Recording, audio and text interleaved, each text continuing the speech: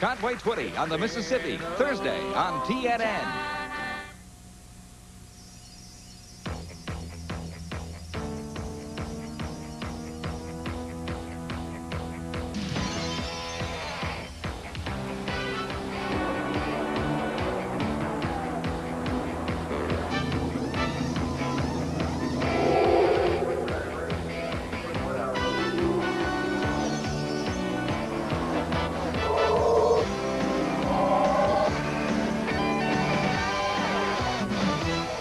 The Bristol International Raceway in Bristol, Tennessee. That's where the NASCAR action was this past weekend. And Steve, people are going to be talking for a long time about one of the most spectacular wrecks that has ever been in stock car racing.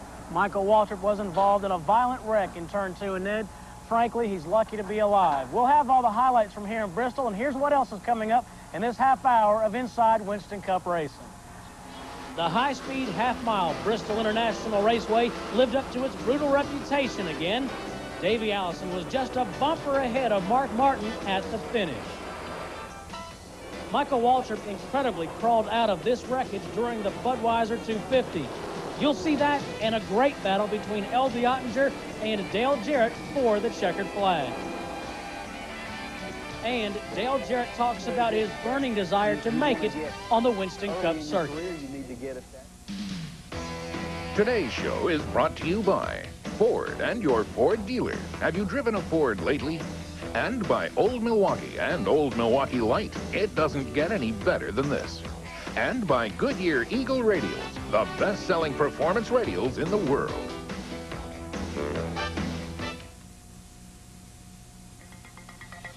The Ford Thunderbird.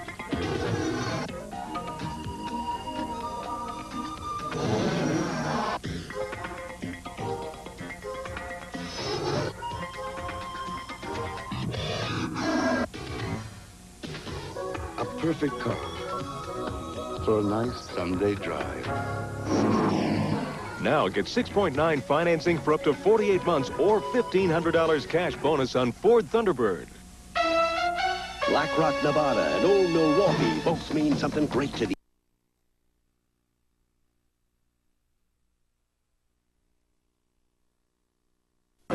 Your choice, $99.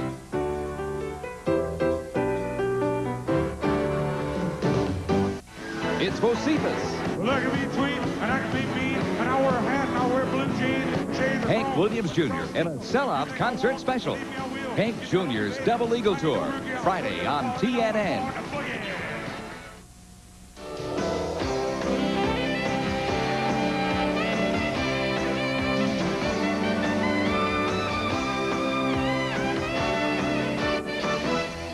Well, Steve, not only was there a lot of good racing action here at Bristol this past weekend, there was also a lot of news. Including our own Randy Pemberton, who usually carries this portion of the program. Randy is recovering from back surgery he had in a Charlotte hospital last weekend. And Neil Bonnet is recovering from amnesia from the wreck in Darlington. Meanwhile, Dale Jarrett has replaced him in the Citgo Ford. Well, I guess right now it's just kind of a week-to-week deal to see when Neil Bonnet's going to be able to get back and get in the Citgo Ford. But I'm available until he gets back, and it's kind of gone from a situation where I didn't have anything Winston Cup to where I've got a couple of things here. And Meanwhile, Jarrett has secured backing from Charlotte businessman Gary Bechtel to run 4 or 5 Winston Cup races, possibly beginning at Charlotte in May. Harry Gant's father, J.C. Gant, passed away just prior to the Bristol weekend. Rick Wilson filled in for Harry on Saturday, and Phil Parsons subbed in the Skull Oldsmobile Sunday. Today's Winston Cup highlights are brought to you by Ford and your Ford dealer. Have you driven a Ford lately? Ernie Irvin started from the pole for the first time in his career in front of 31 cars and another record crowd. But he didn't stay there very long. In the opening laps, Irvin's Oldsmobile broke loose and went careening down the back stretch. Moments later, points leader Dale Earnhardt fell victim to the treacherously slick track in the very same spot. Earnhardt's crew performed black magic to get his Chevy back in the race, but the man in black lost 40 laps. Bill Elliott was the next victim out of turn 2 on lap 48. Elliott's car was also damaged and went many laps down. The hits just kept on coming. Derek Cope was the first car out of the race, and he was followed soon after by hard luck Alan Kowicki. Dale Jarrett, subbing for Neil Bonnet, led for 39 laps before losing it on the front stretch. Davey Allison popped Rob Moroso just 8 laps later for the 8th of 13 cautions. Winston Cup champion Rusty Wallace blistered the turn 4 wall on lap 222 and finished a dismal 28th. Jeff Bodine, who called the track conditions, quote, absolutely ridiculous, had further problems after this tussle with Dave Marcus and the turn 1 wall. Remarkably, Michael Waltrip ran the entire race after his scary incident the day before. Dick Trickle wasn't as lucky as his Pontiac set sail in the Bermuda Triangle of turn 2. Dave Marcus had a strong afternoon until he lost control on lap 391. While all the leaders pitted, Davey Allison stayed out and assumed the lead. Darrell Waltrip, the Bristol Slayer, had been reeling Allison in until he cut a tire down with just 26 laps to go and was forced to pit. The final lap saw a frenzied battle as Mark Martin, Sterling Marlin, and Ricky Rudd scratched and clawed for the checkered flag. On the final lap, Ricky Rudd nudged Sterling Marlin and his Oldsmobile out of contention. Back up front, Mark Martin stomped on the gas and drove his T-Bird down low in turn 4. But it was Davey Allison by a nose for his first win of 1990 and 7th career win overall. We gambled there on that last caution flag to stay out on old tires. Our Texaco, Haviland, Humminbird, Thunderbird ran better on old tires than it did on new tires, and we knew our only chance of getting up front was to stay out. We knew we could go the distance. It was just a question of whether we could hold off Darrell and Mark or not, and it paid off. We're here in Victory Lane, and man, I'll tell you, I don't think there's anybody that's turned the season around from as low as we were to as high as we are right now.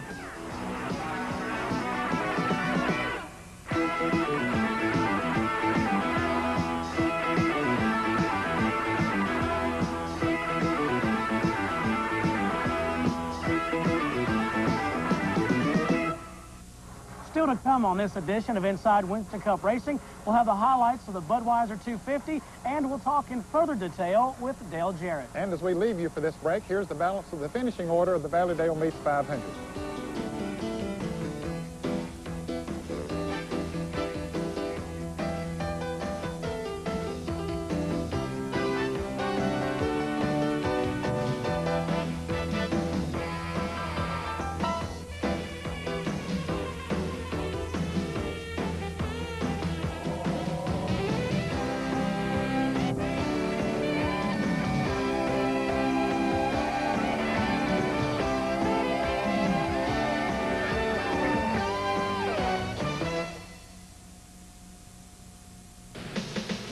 The 90s.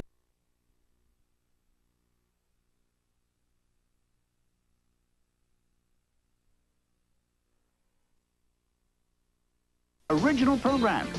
So considering all the facts, HBO is simply the best.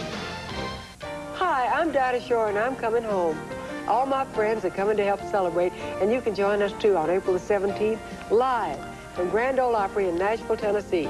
90 minutes of music, fun, excitement. And a whole lot of surprises when Dinah comes home again. Again. And again. And again. And again. On TNN.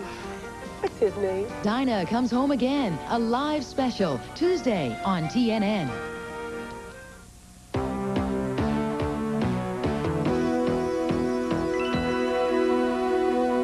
Steve, there were a number of drivers that the winter was very long for them because they didn't have their plans made for 1990 as far as NASCAR Winston Cup Racing was concerned, and Dale Jarrett was one of them. It's been an agonizing first quarter of the season so far, not being in a Winston Cup ride. Ned, and recently I sat down and talked with Dale about his struggles to become one of the top Winston Cup drivers.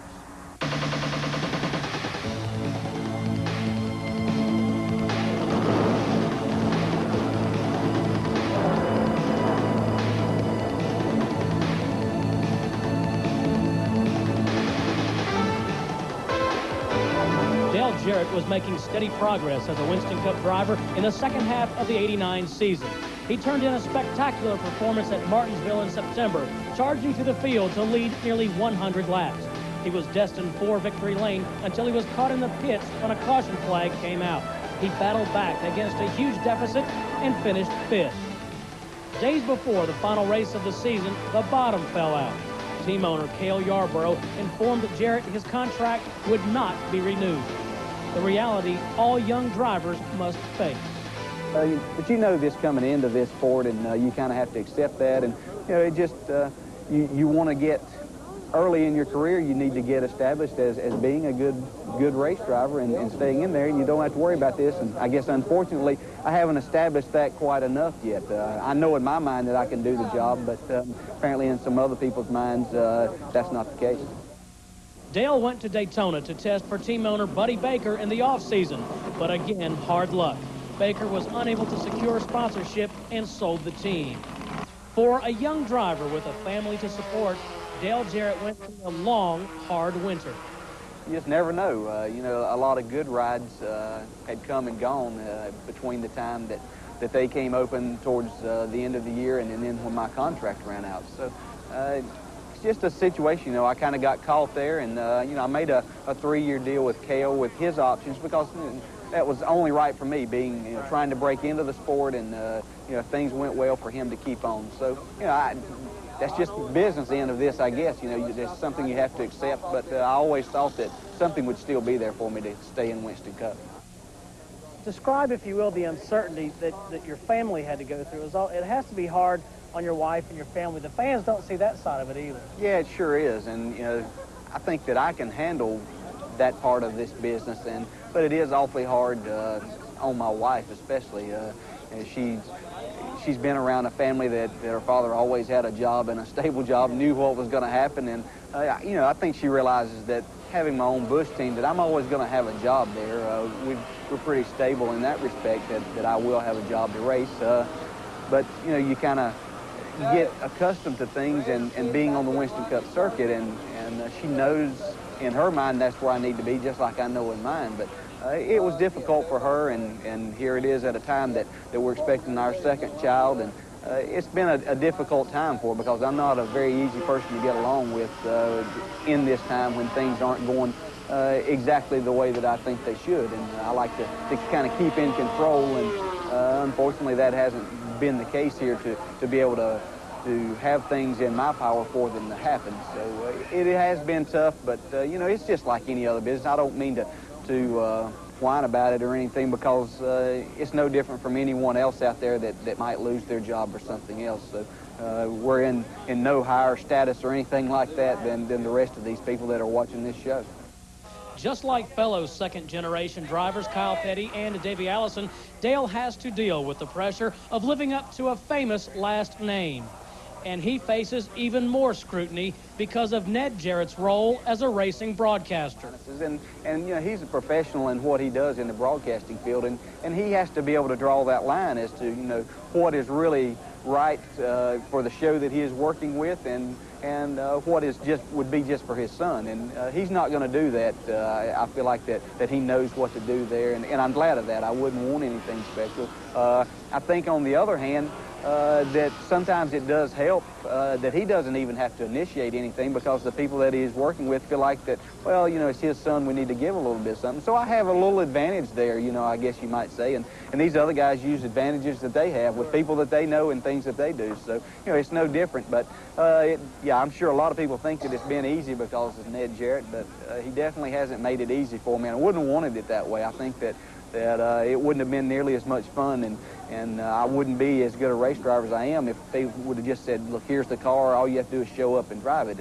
I've had to work my 20-hour days and sometimes more than that, and I've really had a good time. I've learned a lot about race cars, and I feel like if they ever have a race one day to where your race car's sitting in pieces and tell the driver to go put them together, then I'm going to be at the front of the line because I can put every piece of it together. But it has been an experience, and sometimes not a good experience, but it has been a lot of fun. Ned, I'm sure many people have asked you, what is it like when you're calling a race live to have your own son in there? Well, a lot of people do ask that question, Steve, and the way I have to answer it, I treat him like anyone else out there. I have to be as professional as I know how. Now, I'll have to admit that I keep a corner of an eye on him when he's out there when I can, but still, my priority on that day is the job that I have to do in the television booth, and just treat him like everybody else. Well, we need to take a short break. When we come back, we'll have the highlights of the Budweiser 250. And we'll also have the mailbox, so you stay with us.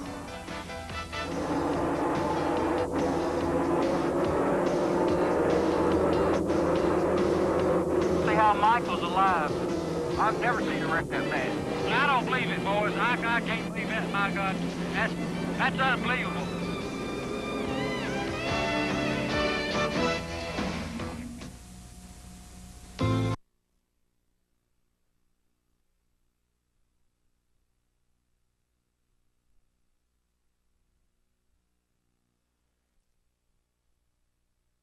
Saturdays, 10 Eastern on TNN.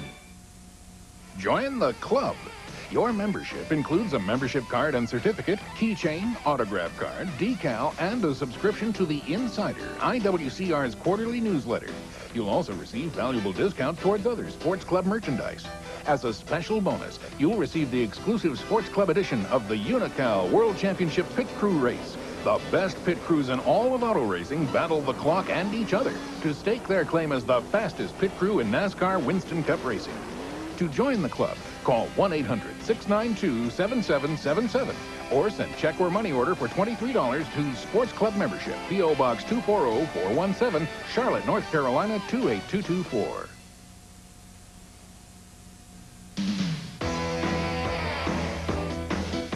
Next week here on Inside Winston Cup Racing, we'll talk with Ernie Irvin about his big break to drive the Kodak Film Oldsmobile. And we'll show you the latest invention in pit road technology, toolboxes on wheels. Michael Waltrip and others talk about Michael's remarkable escape from the remains of this devastated race car. Ned, L.D. Ottinger won the Budweiser 250, but years from now, that will be the second story. Yes, it will be. The big story, of course, was the Michael Waltrip accident, one of the most spectacular wrecks that anyone has ever seen in stock car racing.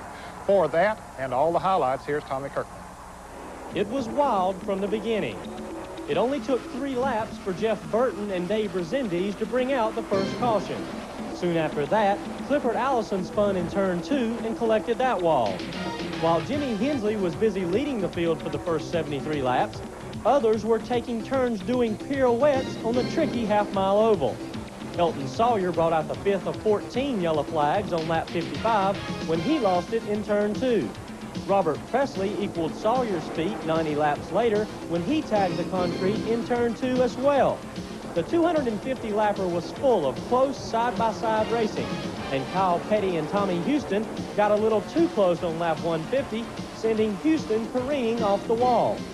Kyle and buddy Michael Waltrip did a little sparring themselves several laps later, and when all was said and done, both lost.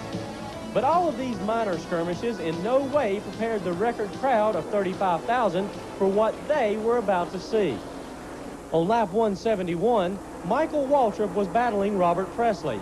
The two touched coming off turn 2, shooting Waltrip's car into the corner of the exit wall. The car disintegrated on impact. The crowd stood silent as friends and competitors rushed to Michael Waltrip, fearing the worst. See how Michael's alive. I've never seen a wreck that bad. I don't believe it, boys. I can't believe that, my God. That's unbelievable. The whole body tore off that car. But after several minutes, Waltrip emerged from the heap of demolished sheet metal, obviously dazed, but seemingly unhurt.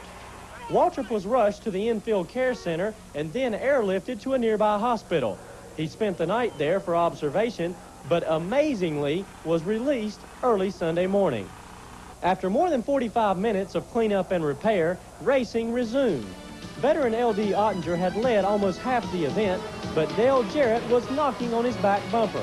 The two had a spirited battle over the last 50 laps, bumping and grinding, swapping the lead several times. With just 2 laps remaining, Mark Martin, running 5th, smacked the turn 3 wall to bring out the caution. L.D. Ottinger would lead the field across the stripe under yellow for his 3rd career victory and his first ever at Bristol. It seemed almost fitting that this race ended under caution, because on this day, it wasn't important who won the race. What was important was that Michael Waltrip was all right.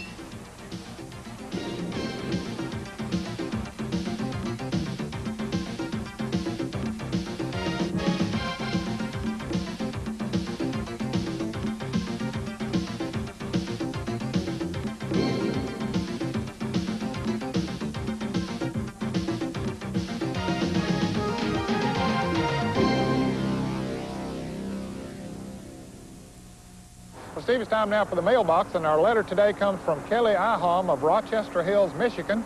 Kelly writes, how is the car set up differently depending on if the temperature is warmer or cooler? And how does it affect the car if it's set up for the wrong temperature? Kelly, for that answer, we'll go to Tony Glover, and he's the crew chief for the Kodak Film Oldsmobile that Ernie Irvin drives. Kelly, thank you very much for writing in. That's a pretty tough question to answer, really. The cars are set up basically on Saturday afternoon's last test session. And if we set the car up for cool temperatures, say 70 degrees, then say race day, the temperature warms up to 90 degrees, it normally makes the cars a lot looser. So it's a pretty big gamble. If you miss the temperature, it makes the car a lot looser if you're set up for cool weather and a tight racetrack. If your question is used in an upcoming episode of Inside Winston Cup Racing, you will receive an Inside Winston Cup Racing cap and sweatshirt. All gifts courtesy of Sports Image Incorporated of Charlotte, North Carolina. If you would like to purchase an Inside Winston Cup Racing cap, sweatshirt, or T-shirt, call our sports club number, 1-800-692-7777. Credit cards only, please. Send your mailbox questions to Mailbox, Inside Winston Cup Racing, P.O. Box 240417, Charlotte, North Carolina, 28224.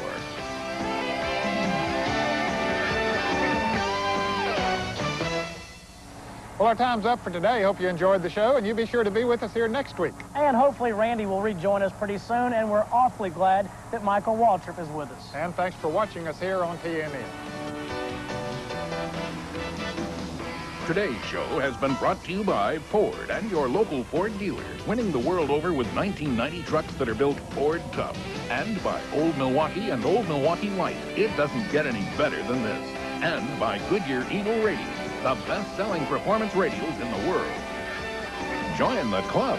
Call 1-800-692-7777 or send check or money order to Sports Club, Box 240417, Charlotte, North Carolina, 28224. Inside Winston Cup Racing clothing is provided in part by Sports Image Incorporated, offering quality racing team apparel. Communications for Inside Winston Cup Racing crew provided by Racing Radios, Forest Park, Georgia, the official communications of NASCAR. Transportation for Inside Winston Cup Racing is provided by Fleetwood Enterprises, makers of a full line of excellent recreational vehicles.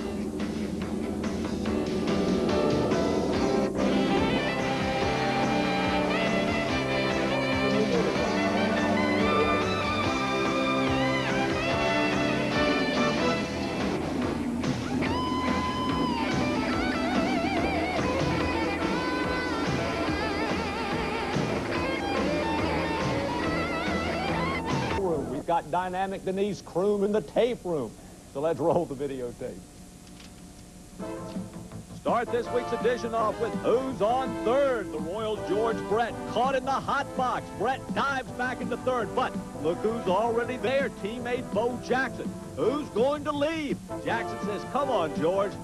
All right, doggone it, I'm out. Bo knows baseball. In Florida, they take race horses swimming. The horses have fun doing this, swimming around out there. Hey, big guy, what do you think? That was fun. Let's go back to the pool and look at the Phillies. Good interview. Good interview. Okay, first round of the NBA playoffs. The Stars, Charles Barkley, 38 points. Boom. David Robinson, 26 points. Boom. Larry Bird, just a triple-double for those Celtics. And the Spider-Man John Sally, 24 Detroit. Uh-oh, in Baltimore, it's boo scary. Bat on the field. I mean, one of those Dracula bats. The guy's saying, how do we get rid of this thing? Oh, no, it's loose. Bo Jackson saying, get me away from that thing. Get me away from that thing. The creepy bat flies off into the night. Some great plays by shortstop. The Reds, Barry Larkin, Robin Ron, Dan of the Braves. Look at this. The tip play by Detroit's Alan Trammell. You're out of there. Best block of the plate by a catcher. The Cubbies, Rick Rona. Barry Bonds can't get in. Rona picks up the ball, tags out Bonds. And you talk about a hurt next inning. Bonds has to limp off the field. In Milwaukee, the Cobra Dave Parker. Fly ball right field way back, and the happy fan makes the catch. You talk about making somebody's day. He's saying, hey, this is a neat way to meet girls, huh? NHL playoffs going on. It's getting fierce. Blackhawks and Blues, Sutter and Chase going at it. And there's fighting in baseball. They don't really fight in baseball. They kind of just, you know, come out to see how everybody's doing. The pitch of the week. How about this one? Ernie Camacho. Yikes. Best catch by a pitcher. Bang, bang. Great stand by Mark Langston off the bat of Mike Greenwell. Dave Parker drives one left field. It's way back. Bo Jackson to the wall. Makes the great catch. Jesse Barfield, fly ball center field. It's deep. Ken Griffey Jr. to the wall. He makes the great catch. And is he happy or what? Look at that smile. You want another one. Steve Finley for the Orioles. Deep. Takes away a homer from Ken Phelps. Of course, not everybody's perfect. Willie Wilson of the Royals stumbling and bumbling in center. Felix Jose saying, man, I may get killed out here. Look who's back. Boston's Bill Buckner making the great play at first. And look at this. Buckner drives one deep right field. Claudell Washington back.